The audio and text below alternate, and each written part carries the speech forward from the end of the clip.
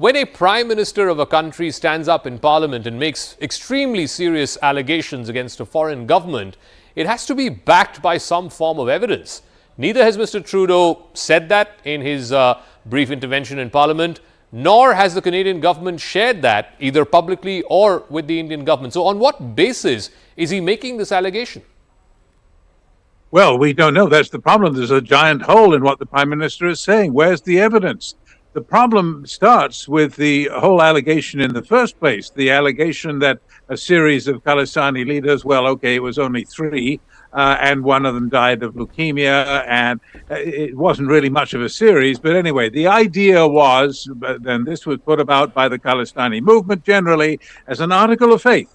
That because these three Khalistanis died in sequence, therefore it was the work of the Indian government. Excuse me. And now we are still in the situation where we have before us no evidence whatsoever that Indian government agents were responsible for this killing. Now, for the Prime Minister, as you rightly point out, to step up and say, this is our conclusion. I mean, he says, of course, well, it's a potential link, and these are credible allegations. He's not saying case closed, but he's acting like it is case closed. He's brought it up to Prime Minister Modi, and he has acted upon the conclusion by kicking out a senior Indian diplomat. So the situation now is that he absolutely has to produce the goods. If he doesn't have the goods, he's finished. He's finished if he doesn't have the goods. He has got to step up and say, he can't just say, oh, it's classified, I can't talk about it, I can't jeopardize the investigation. Well, he's just jeopardized it. He's announced his conclusions in the House of Commons. And the police, by the way, the police have not identified the shooters. They hadn't arrested anyone. Exactly. How does that happen, that you don't even know who shot? Exactly. Who the shooter was? I believe this happened in the middle of June, and we're now in the middle of September. In the last 4 months or so, we have not seen anyone charged for this crime. There has to be a name in a charge sheet, and then we know who the person responsible for that killing is. But Kanwal Sibal, there is a larger sort of issue here, and that is that Mr. Trudeau is doing this for his own domestic politics. Clearly, he is dependent on parties like the National Democratic Party of Jagmeet Singh. There are other smaller coalition partners, and he wants to play nice boy with them, play to those galleries. In the process, what he is costing is the India-Canada diplomatic relationship.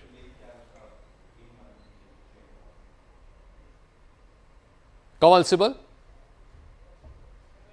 All right, we've lost his video. We'll try and go back to him in a minute. But Puneet Sahni, please explain that to us. For domestic political compulsions, would any leader want to put a very important diplomatic relationship in this kind of jeopardy? No, the thing is, thank you, Zaka, like this has been going for a very long time. And you have to understand the character of Trudeau. So I'll just give you two examples of what a character Trudeau is. First, if you see, he has immediately backtracked, when the Indian response came. So he is in a way like Khalistani, like you saw Bindranwale, like you saw Deep Sidhu, like you say Amritpal. And they understand only this. If you act firmly, they say pull Sagi pulls and flee. Now, the second thing is, this has actually happened in 2018 as well. And I would really like to address the Canadian audience that may not know what kind of a person Trudeau is. In 2018, when there was a big fiasco in India, when he invited a convicted Khalistani terrorist, Jaspal Latwal, and it became a fiasco. What did Justin Trudeau do? He basically, through his national security advisor, tried to peddle this lie that actually somehow rogue elements of Indian security agency had kind of did this invitation and brought this Khalistani with Trudeau. No, this is so outrageous. And it became controversy. I think the NSA name was Daniel Juan. And, at that time, and then he had to backtrack. So he actually has a history of weaponizing security agencies to get out of international fiascos. So he's a very petty person. And of course, he's compromising because Canada and India should be allies. But because he feels he is humiliated here. So now he has two options, whether to swallow that he is, giving a free rein to these dangerous Khalistanis, or otherwise, double down. And he has chosen to double down, which is of course, bad for the Indian-Canada relations. But in a way, it's good. All this nonsense is actually coming out now. But people are becoming aware of it. Isn't it tone deaf? I mean, the whole world is looking at this. You have all the G7 countries, the entire West, from the United States to UK, Japan, all of them courting India for various reasons. Many of them feel that India would be the serious country to challenge China because US-China is supposed to be the great power competition of our times. All of them are courting this country, and there's one G7 country which is sticking out like a sore thumb. I mean, doesn't this appear politically tone deaf? Well, it makes no sense at all, does it? I mean, you rightly pointed it out, but the thing is that what the mistake I think many people are making now is they're looking at what Trudeau said yesterday in the House of Commons in Ottawa, and they're thinking, well, no prime minister would ever stick his neck out this far unless he had the goods, unless, obviously he has good judgment, he wouldn't have been elected. But listen to the story that Puneet just told you. This was a case where nobody in the prime minister's entourage on an important visit to India, nobody realized that it would be a bad idea to invite to dinner, to the prime minister's dinner at the high commissioner's glittering reception, somebody who had been a convicted Khalistani terrorist. They didn't see that that would be a problem. So we have good reason to doubt the judgment of not just the prime minister, but the people around him. So now they have obviously made a judgment that the evidence is good enough to create this complete breach in relations, which were previously frosty and now I think are in a deep freeze. Forget the free trade agreement. And he's going to do this on the basis of what exactly? And you mean to tell me that they haven't even identified the shooters yet? The police haven't said anything about some deep, dark plot by the Indian government. Kanwal Sibal, India has, of course, retaliated for the expulsion of the Indian diplomat. They've retaliated by expelling a Canadian diplomat. But beyond this, should India send out a strong message, and how so? I mean, what would be the diplomatic next step if India wants to send out this message that, this is unacceptable? You cannot, the Prime Minister of a country cannot stand up in Parliament and make these allegations without producing an iota of proof.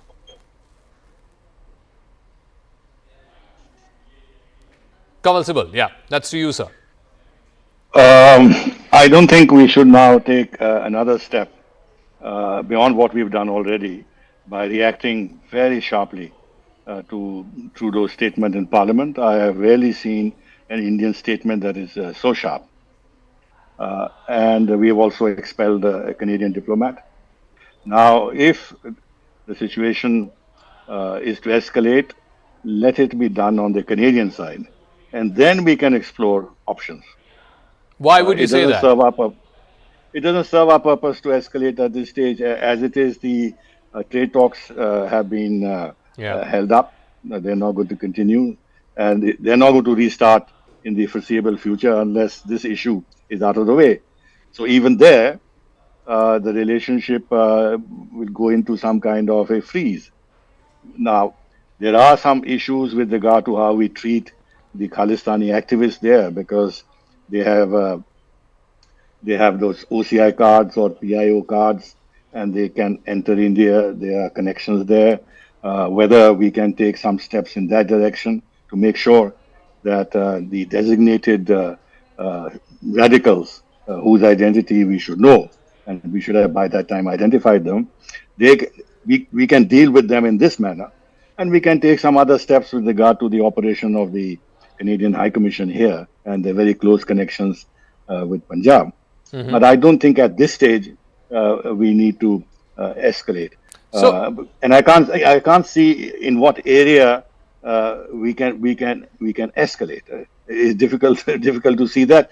But it's not the end of the story, Jaka, because he's made this statement in Parliament. Then for his own reputation, for his own political future, he has to follow through. He can't step back. He can't suddenly say that no, I didn't have evidence. This is not reliable evidence. I sort of misspoke, or I went beyond my writ in Parliament. He's not going to say that. The point is, he's got a minority government. Yeah. He's highly dependent on these 19 Sikh MPs. Correct.